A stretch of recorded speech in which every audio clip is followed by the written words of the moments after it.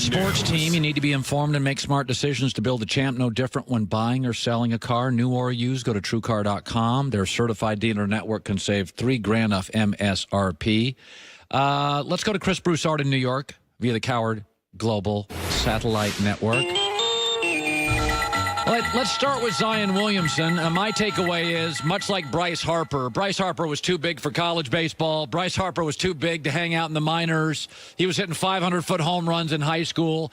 We do this with politicians, prodigies in tech. Zion Williamson now is too big. He's Shaq in Orlando. He's too big. Let's get him to the pros.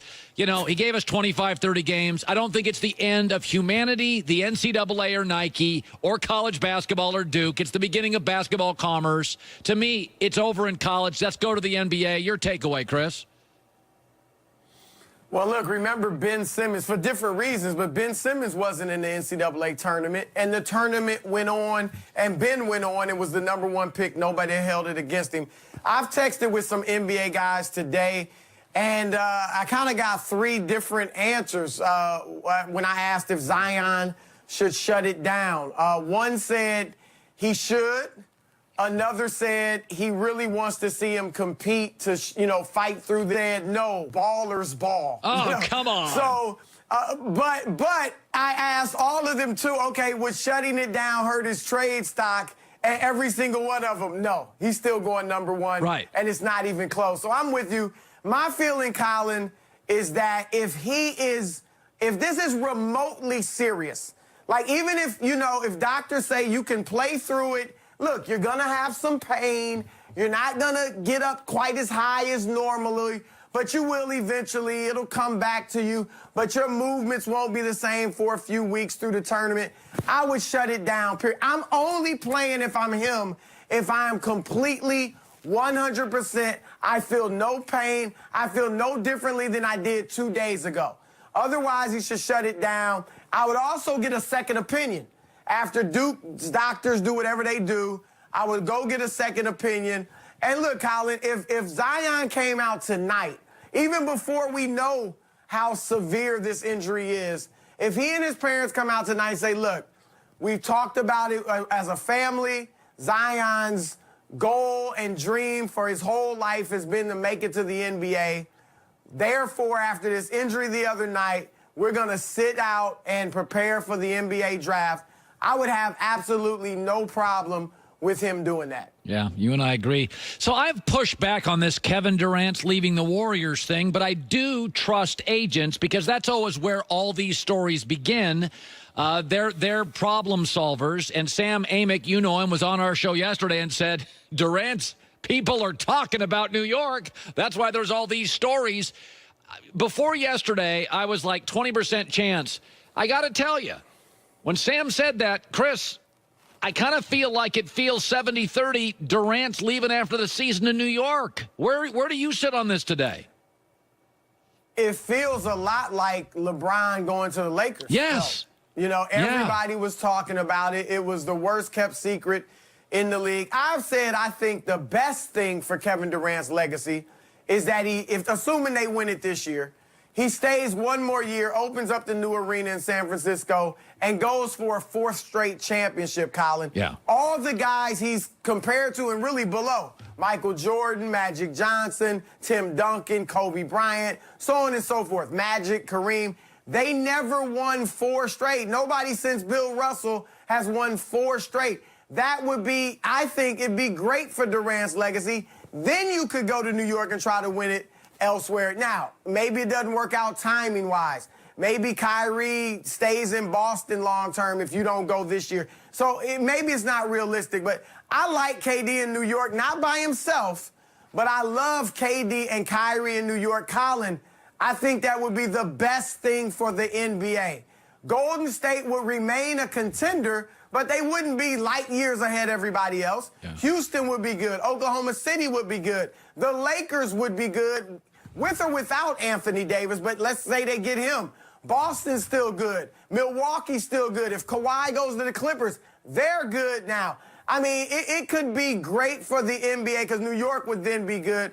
You would have 6, 7 teams really kind of on the same level, and it would be outstanding, especially after these, 5 years of dominance by Golden State.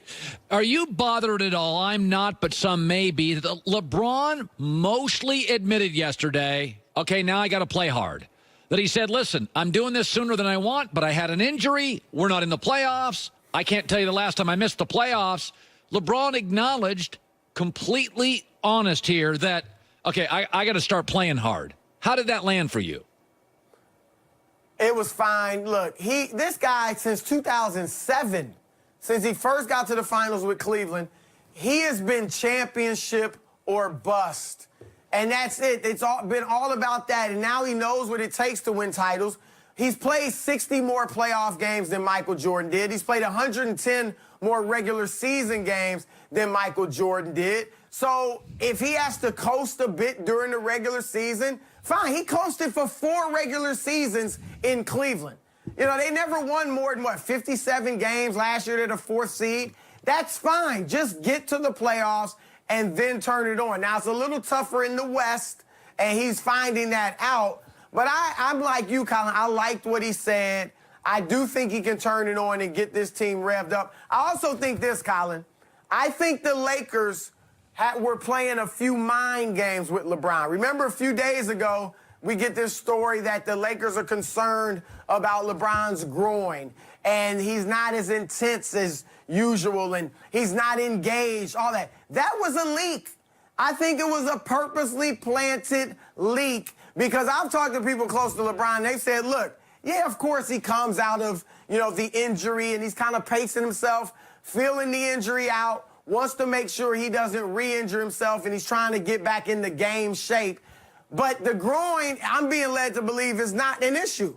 And so where's this concern come from? I think they put it out there hoping for just what they got, that LeBron would be tired of this. Everybody's questioning me. Can I make the playoffs? The West is different. Am I still the best player in the league? I've messed up the minds of these young kids. And now the Lakers don't think I'm intense enough? They're worried about my groin when I feel like I'm fine? They must not think I'm playing well. So I think he's responding a bit to that, and I like it. Finally, Odell Beckham lashed out yesterday at somebody that said he's selfish. Kyrie Irving lashed out yesterday about, he and Durant in the hallway.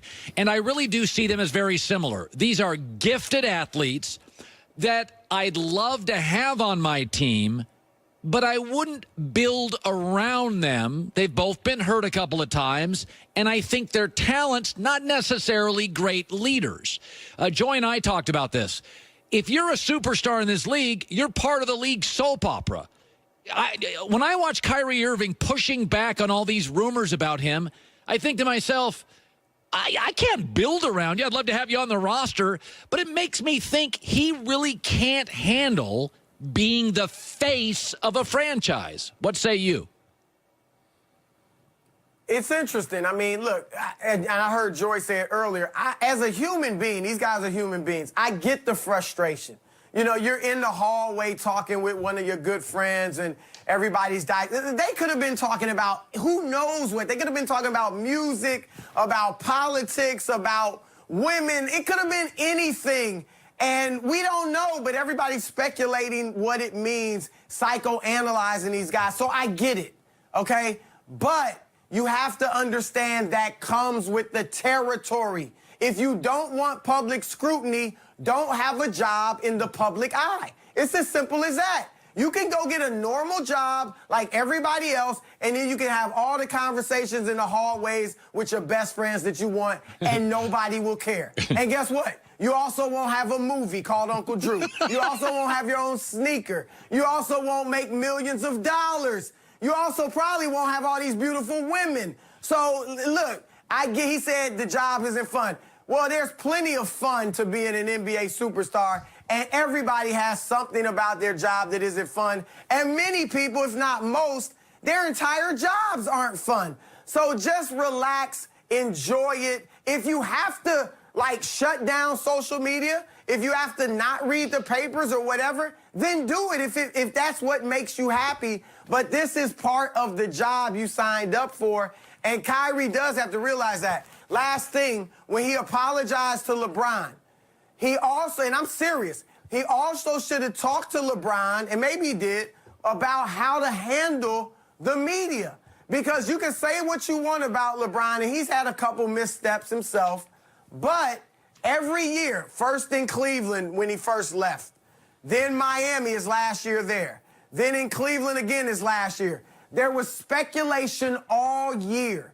LeBron never let it get to him. He never let it ruin that team's season that year. And somehow he was able to just really handle it well. And I think Kyrie could learn from that. Kyrie it's fine for him to change his mind and go from, I'm here if you want me, Boston, to ask me July 1st, I don't owe anybody anything. That's fine for him to change his mind like that.